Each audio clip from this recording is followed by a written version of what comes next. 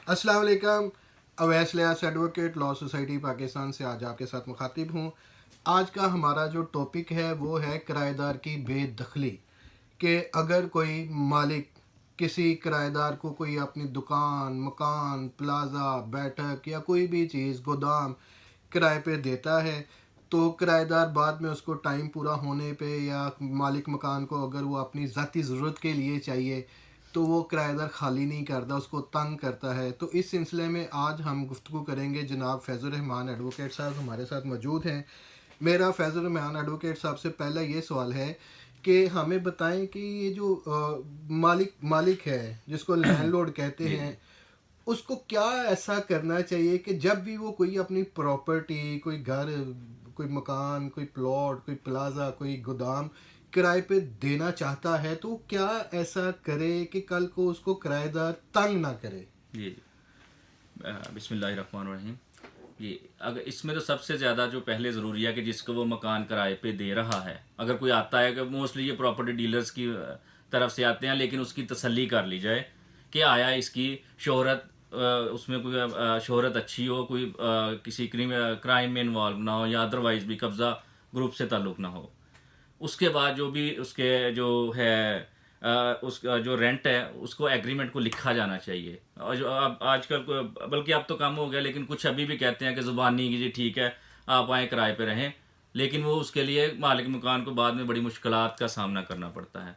तो उसके लिए ज़रूरी है कि पहले तो उसकी शोहरत, उसके बाद उसको रिटर्न लिखा जाए, रिटर्न में हो एग्रीमेंट। फिर जो है ना आज जो मुल्की हालात की वजह से ये ड्यूटी बाउंड है कि अगर कोई नहीं जमा करवाता तो वो एक ऑफेंस है। अगर मालिक मकान जमा नहीं करवाता उसकी सारी एग्रीमेंट और उसकी आईडी कार्ड की कॉपी जो जिसको वो किराए पे दे रहा है वो मुतलका पुलिस स्टेशन में जाके उसको जमा कराए, उसको रजिस्टर्ड करवाए। उसके बाद उसको मुतलका रजिस्ट्रार के पास जाकर रजिस्टर्ड करवाए, ताकि कल को कोई भी मुश्किल हो तो उसके पास सारे फॉर्म मौजूद हों कि वो अगर उसके खिलाफ कोई भी है करना चाह रहा है कार्रवाई किराएदार के खिलाफ तो वो कर सके। अच्छा, इसमें मैं एक बात पूछना चाह रहा हूँ आपसे। जब लैंडलॉर्ड या मालिक और किराएदार के दरमियान जब कोई मुआहदा या एग्रीमेंट तय पाता है, तो उसमें किस किस्म की शर्तें या क्या लिखा जाए जिससे मालिक जो लैंडलॉर्ड है वो सिक्योर हो जाए? जी, इसमें तो जो है ना उसमें एक तो अंडर जो है ना लॉ भी है कि जो उन्होंने कंडीशंस दी हैं एजेक्टमेंट की, उसके हट के उसमें से ये है कि वो सबलेट नहीं करेगा, वो किसी और को किराए पे नहीं देगा। कि अगर वो करता है तो फिर भी वो एजेक्टमेंट में जाएगा, या वो किसी और कारोबार के लिए यूज़ नहीं करेगा। अगर किसी ने ख़ास मकसद के लिए लिया है या रिहाइश के लिए लिया है तो उसको कमर्शियली यूज़ नहीं करेगा। ये सारी उसमें लिख देनी चाहिए जो है, और उसमें कोई रद्दो-बदल नहीं करेगा। कि सपोज के उसके अगर जो भी घर का है उसके अगर वो पोर्शन बनाना चाहता है तो वो उसमें एग्रीमेंट में लिखा जाता है कि ये कोई भी जायदाद में जो प्रॉपर्टी है उसमें रद्दो बदल नहीं करेगा। ये उस चीज़ में रिटर्न लिख ली जाए तो वो उसके लिए फ़ायदा मंद है और वो नुकसान से बच सकता है। अच्छा, ज़्यादातर जो क्वेश्चन हमें लोग करते हैं कि सुनने में यही आता है, जो एग्रीमेंट है वो सिर्फ 11 महीने का होता है, इससे ज़्यादा का एग्रीमेंट नहीं होता। इसके ऊपर आप कुछ बता सकते हैं कि एग्रीमेंट कितने टाइम का हो सकता है? ये दोनों पार्टीज़ की जो है ना उसे अंडरस्टैंडिंग के म्यूचुअल जो है ना म्यूचुअली अपने जो इसे क्या कहते हैं कि आप कह सकते हैं कि सुलह सफाई के साथ जितना भी चाहें वो एक्सटेंड कर सकते हैं। लेकिन जो कानूनी तौर पे वो 11 माह का होता है कि जी 11 माह से आगे फिर आपने चलना है, तो वो 10% उसमें इजाफा होता है उसके रेंट में जो भी प्रॉपर्टी है। क्या डायरेक्ट 11 माह से हम 2 साल का या 3 साल जी का जी। एग्रीमेंट भी कर सकते हाँ हैं? हाँ बिल्कुल, आप ये मोस्टली कमर्शियल प्रॉपर्टीज़ का 5 साल का होता है, 3 साल का, वो उसमें लिख ली जाती हैं कि वो इतने साल के लिए है। क्योंकि कारोबार कानून ने सारी जो है ना मालिक मकान और जो किराएदार है उसके लिए सहूलत दी हुई है कानून ने कि अगर किसी ने अपना कारोबार करना है तो वो उसको इतना टाइम मिले कि वो अपना कारोबार इस्टेब्लिश कर सके। तो वो 3 साल भी ले कर सकते हैं, 5 साल भी कर सकते हैं, वो उनकी मर्जी है, जो दोनों फरीकैन हैं। अगर कोई मालिक वो अगर अपनी कोई जगह या प्रॉपर्टी को किराएदार से खाली करवाना चाहता है, तो उसके लिए उसको क्या स्टेप्स पहले लेने होंगे या क्या करना होगा उसको? जी, इसमें वो अगर उसे किसी भी अगर उसे पर्सनल यूज़ के लिए चाहिए तो फिर भी वो उसे नोटिस देगा कि जी मुझे चाहिए, आप हमारा मुआहदा ख़त्म हो गया है और हमें मेरी प्रॉपर्टी चाहिए मेरे पर्सनल यूज़ के लिए, ठीक है, तो वो उसे 1 मंथ नोटिस देगा कि वह 1 मंथ में या 2 मंथ में ये खाली कर दो। और अगर वो रेंट नहीं दे रहा तो फिर भी वो ये चीज़ें जो अगर कोई भी जो एग्रीमेंट की जो टर्म्स एंड कंडीशंस हैं उसमें वो वायलेट कर रहा है, उनके खिलाफ जा रहा है जो उसमें नहीं था मुआहदा किरायादारी में, तो फिर वो उसको नोटिस में स्पेशली लिख के भेजेगा कि ये चीज़ आप वायलेट कर रहे हो या मुझे अपनी पर्सनल यूज़ के लिए चाहिए, तो वो 1 मंथ नोटिस देगा। मेरे हिसाब से सारे किराएदार तो बुरे नहीं होते। जी। मैं अगर कोई जो टेनेंट है या किराएदार है वो वक्त पे आपको किराया भी दे रहा है, आपकी प्रॉपर्टी को डैमेज भी नहीं कर रहा, जितने लॉज हैं उन सबको वो ओबे कर रहा है, मगर अगर जो मालिक है वो कहता है जी कि मैंने अपने बेटे की शादी करनी है, मुझे मेरा घर खाली चाहिए, वो उसको नोटिस देता है, तो क्या एक अच्छा जो किराएदार है उसको भी निकाल दिया जाएगा या क्या उसके साथ होगा जो बिल्कुल किसी किस्म की कोई वायलेशन नहीं कर रहा, आपको टाइम पे किराया दे रहा है, आपके घर घर में कोई तोड़ फोड़ नहीं कर रहा, बिल्कुल हर चीज़ एज इट इज़ जैसे आपकी है वैसे कर रहा है, जी। मगर आप कहते हैं जी कि मुझे अपनी ज़ाती या किसी पर्पस के लिए, ज़ाती पर्पस के लिए मुझे ये मेरी प्रॉपर्टी वापस चाहिए, तो इसमें लॉ क्या करेगा और वो बेचारा किराएदार क्या जी, करेगा? ये कानून में किराएदार के लिए भी उतनी ही सहूलत है जितनी के मालिक मकान के लिए है। अगर ये तो कानून में है कि अगर उसे अपने ज़ाती इस्तेमाल के लिए चाहिए तो वो खाली करना पड़ेगा, लेकिन ये है कि आप वो अदालत जाके वहाँ स्टे ले सकता है कि ये मुझे फ़लाँ फ़लाँ इतना टाइम मुझे दिया जाए, और वो उसी दौरान जो कोर्ट उसे कहेगी कि अगर वो मालिक मकान किराया नहीं ले रहा कि जी आप खाली करें मुझे अभी चाहिए, तो फिर वो अदालत जा सकता है, किराएदार उधर जाके वो स्टे ले सकता है, और वो जो किराया मालिक मकान नहीं ले रहा अदालत उसे ऑर्डर करेगी कि आप वो किराया अदालत में जमा करवाएं। अच्छा, इसमें होता क्या है जी कि लोग पहले अगर किसी मालिक ने खाली करवाना होता है वो मोहल्ले में पंचायत या पंचायत वाला सिस्टम अडॉप्ट करता है या किराएदारों को धमकियाँ देता है कि निकल जाओ, सामान उठा के फेंक दूंगा, ये करूंगा वो करूंगा।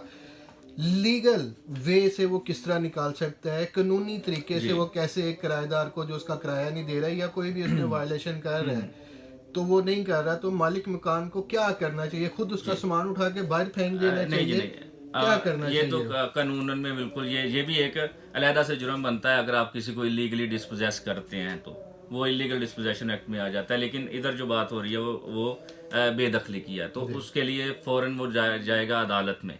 वो गवर्नमेंट ऑफ पाकिस्तान ने रेंट कंट्रोलर जो हैं अदालतें वो डेजिग्नेट किया हुआ है सिविल जजेस को, वो उधर जाके बेदखली या एजेक्टमेंट पिटीशन फाइल करेगा। उसके बाद वो नोटिस करेगी अदालत डिफेंडेंट्स को जो किरायादार है, वो अगर आते हैं तो ठीक, ना अदरवाइज उनके खिलाफ एक्स पार्टी जो है ना प्रोसीडिंग होगी। आई एम और सॉरी, मैं यहाँ से आपको रोकना चाह रहा हूँ। जी जी, एक्स पार्टी से आप दोबारा स्टार्ट कर दीजिएगा। एक्स पार्टी एक तरफा यक तरफा होते जी। ये किस कानून के तहत जो है वो जो मालिक है वो केस फाइल करेगा? कोई कानून जी जी, बनाया ये हुआ है जी या जी फिर कोई ये कानून है? हाँ हाँ बिल्कुल, रेंटेड प्रेमिसेस एक्ट है जो ये अच्छा। 2009 में बना था। पहले हाँ। ऑर्डिनेंस था, फिर 2009 में इसे एक्ट का दर्जा दे दिया गया जब ये पास होने के बाद। तो ये उसके अंडर जो है ना हम रेंटेड प्रेमिसेस एक्ट के तहत हम जाएंगे पिटीशन फाइल करने के लिए। इसमें आप एजेक्टमेंट पिटीशन फाइल करेंगे अगेंस्ट दी टेनेंट? टेनेंट बिल्कुल ओके, फिर कोर्ट नोटिस नोटिस करेगी, करेगी। और फिर वो नोटिस के बाद अगर जो प्रोसीजर है उनको बुलाया जाएगा। अगर वो नहीं आते, अगर वो पहले तो अगर वो आ जाते हैं तो फिर उनको विद इन 10 डेज उनकी जब वो हाजिर होंगे अदालत में तो उनके 10 दिन का टाइम होगा कि वो उसका PLA फाइल, यानी कि उसमें भी ये बड़ा स्ट्रिक्ट है कि आपको वो फॉलो करना पड़ता है। विद इन 10 डेज आपको लीव टू डिफेंड जो है ना फाइल करनी पड़ेगी, या उसे जैसे आम फैम में उसे जवाब दावा कह सकते हैं आपके, वो फाइल करेगा। अगर वो फाइल नहीं करता तो अदालत उसका वो हक ख़त्म करके उसका जो पिटीशन है उसको अलाउ कर देती है जो बेदखली को। अगर वो जवाब दे देता है तो विद इन 15 डेज 15 दिन के अंदर अंदर अदालत को उसका फैसला करना होगा वो एजेक्टमेंट पिटीशन का, और फिर देखा जाएगा कि कौन सी पार्टी जो है वो राइट पे है और जिसका हक बनता है। और वो एजेक्टमेंट अगर वो बेदखली अलाउ करेगी अदालत तो फिर उसका फ़ौरन उसका फैसला करने के साथ ही वो ऑर्डर कर देगी बेदखली का। आपके ख्याल में एजेक्टमेंट पिटीशन को डिग्री होते हुए, ठीक है, या इसको दूसरे लफ्ज़ों में, आम लफ्ज़ों में कह दें कि अगर केस का फैसला कितने टाइम में हो जाता है? ये आम जो है ना, क्योंकि ये इसमें सारे रूल्स जो है ना विद इन 15 डेज, उसने 10 डेज और 15 डेज, क्योंकि ये किराएदारी का मामला है तो इसलिए कानून में बहुत कम टाइम दिया है। तो मोस्टली ये 3 to 4 मंथ्स में ये फैसला हो जाना चाहिए या हो जाता है।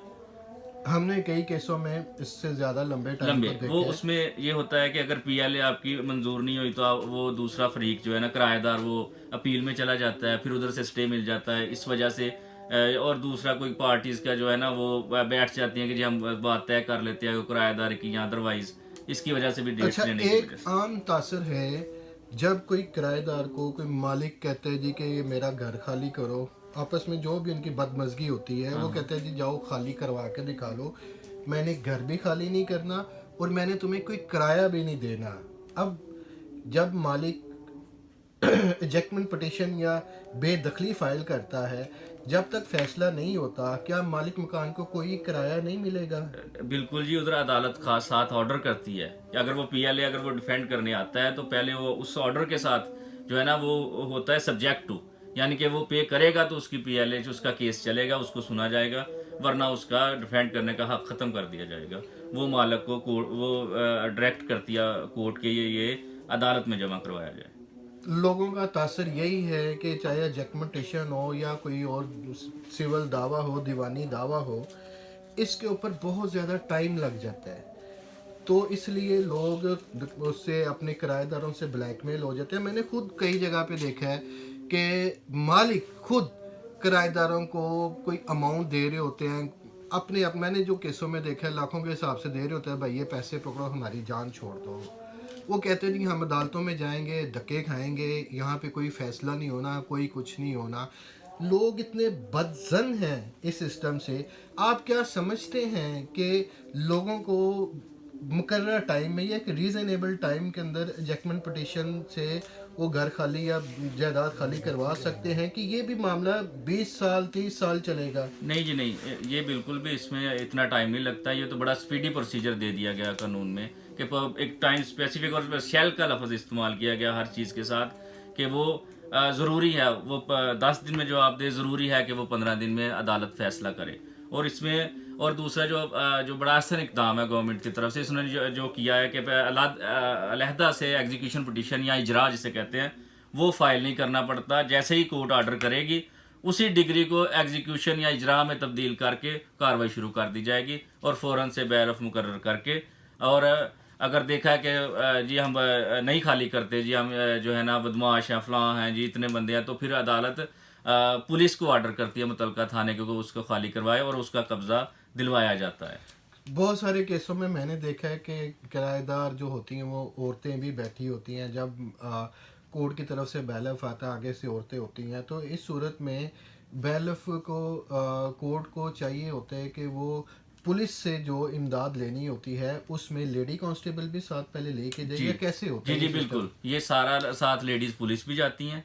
और फिर ये एक अलहदा अगर कोई आगे से मुज़ाहमत करता है तो वो भी एक तौहीन अदालत के ज़िम्मे में आता है। अगर कोई पुलिस को रोकता है या उसके साथ मुज़ाहमत करता है तो वो अदालत उसके ख़िलाफ़ भी कंटेम्प्ट जो है ना तौहीन अदालत की कार्रवाई कर सकती है। और वो सारे मैयस जो है ना अदालत ने जो है ना वो दिए लेने होते हैं खाली करवाने के लिए। वो पुलिस जो है ना वज़ीरिया पुलिस, और वो उसमें साथ ऑर्डर कर देते हैं जिसमें वो कफल चिकनी कहते हैं। अगर वो दरवाज़ा नहीं खोल रहे तो वो उसको काट के भी अंदर दाखिल होया जा सकता है। चलें, शुक्रिया आपका।